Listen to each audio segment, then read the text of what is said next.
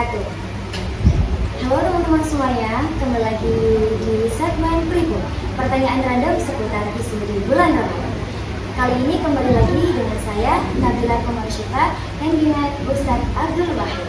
Di sini kita bakal mengulas seputar pertanyaan yang sudah dipertanyakan oleh teman-teman terkait isu seputar bulan Ramadan. Bolehkah berniat puasa sekaligus diet gitu Ustaz? Soalnya kebanyakan teman-teman juga niatnya tuh diet gitu loh Ustaz. Kira-kira bagaimana? Saya mulai dari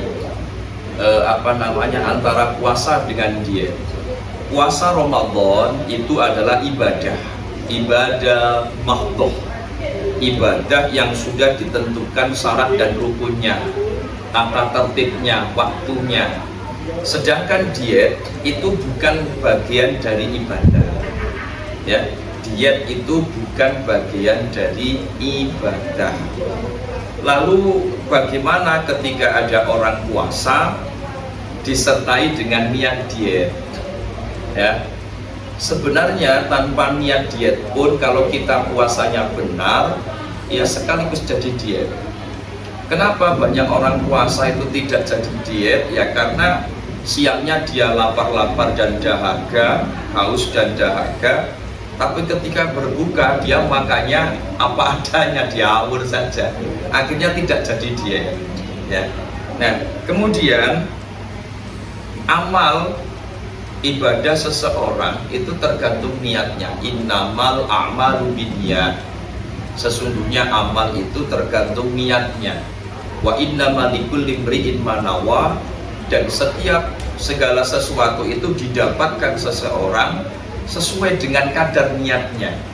Nah, kita tahu bahwa orang-orang yang niat puasa di malam hari itu ya nawaitu shauma ghadin an ada'i fardhi syahri ramadhani hadhihi sanati atau ramadhana hadhihi sanata. Tidak ada tambahan kata wadietan, misalkan aku niat puasa Ramadan serta diet, kan tidak ada, karena memang itu hampir tidak ada, memang tidak ada.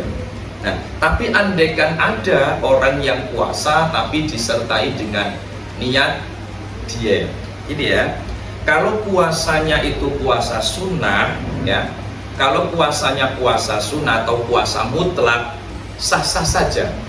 Bahkan puasa mutlak, misalkan Rasulullah itu sering melakukan seperti itu, bilang pada istrinya, wahai istriku, apakah ada makanan hari ini? Tidak ada ya Rasulullah, kalau gitu saya puasa. Itu sudah sah, karena puasanya puasa mutlak, bebas gitu ya. Nah, itu boleh, artinya puasa-puasa yang mutlak itu tanpa ditakyin, tanpa ditentukan puasa apa, sah-sah saja.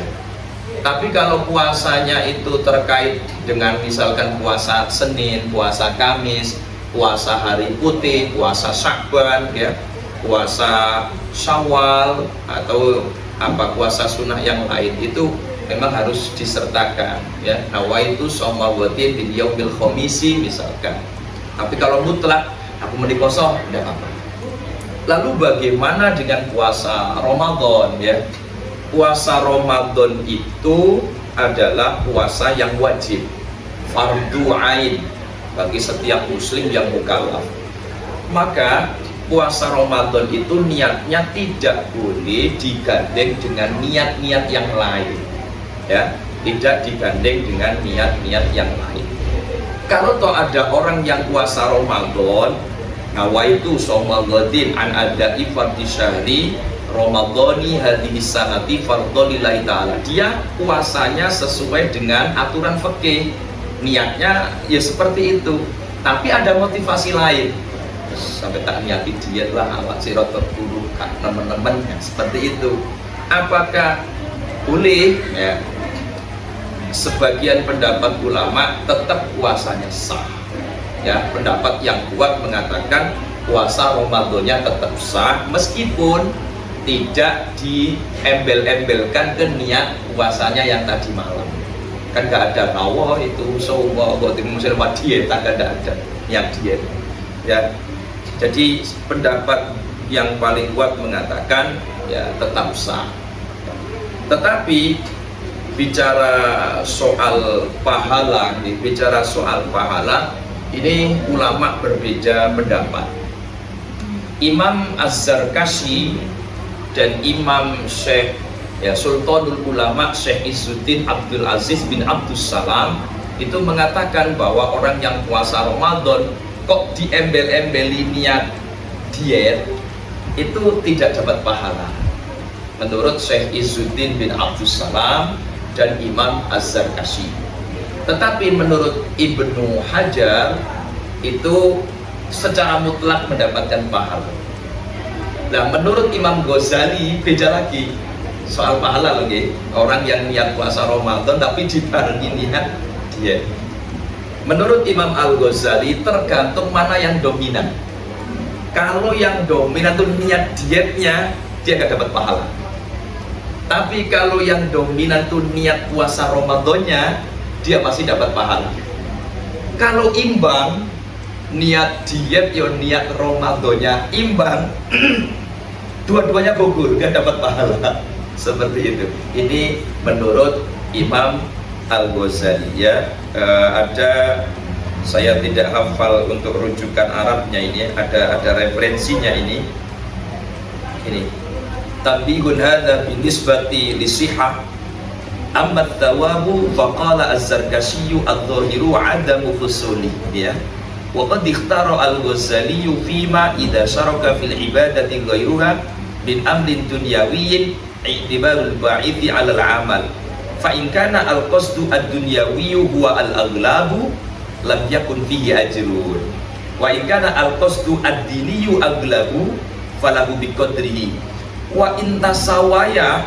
Kalau dominannya sama, niat niat dietnya dan niat puasa Ramadannya sejajar, waqtaro tasaqata, maka dua-duanya gugur. Menurut Imam Al-Ghazali, waqtaro Ibnu Abdis Salam annahu la ajra fihi mutlaqan. Menurut Imam Ibnu Abdus Salam tidak ada pahalanya. Sawa'un tasawa al-qasdu am ikhtalafa, baik dominan atau tidak, sekali ganjaran. Di dalilnya ya seperti itu, kurang lebih insya Allah jelas. Tapi perlu saya tambahkan nih, nggak punten agak panjang. Orang-orang zaman dulu itu patut kita tiru. Kita puasa Ramadan seperti biasa, tapi pola makannya saja pola makan diet. Seperti orang-orang zaman dulu, ada poso mute, ada poso ngepel ya, yang pernah saya sampaikan, ada poso ngerowot, ada poso ngidang, ada poso nganyep. Ini kan pola-pola diet sebenarnya, gitu. Mute berarti yang dimakan cuma nasi putih dan air putih. Poso ngepel yang dimakan hanya sekepal nasi dan air. Poso nganyep berarti yang dimakan adalah sesuatu yang tidak bau goreng-gorengan atau santan, kukusan atau direbus. Poso ngidang berarti yang dimakan sayur-sayuran. Poso ngerowot yang dimakan adalah polo pendem, ya ubi-ubian yang ditanam di tanpa penyedap rasa, tanpa terlalu banyak manisnya, asinnya, pedasnya, ya santannya, minyak gorengnya. Tanpa ini sudah diet. Ya kita ini nggak bisa diet itu ya karena pola makan kita sendiri. Ya ketika puasa benar, tapi ketika berbuka dan sahur itu yang ngawur. Apalagi antara buka dan sahur, ono bakso oke, oh ya toh, makanan apa saja masuk. Ini yang akhirnya tidak jadi pola diet. Ya seperti itu.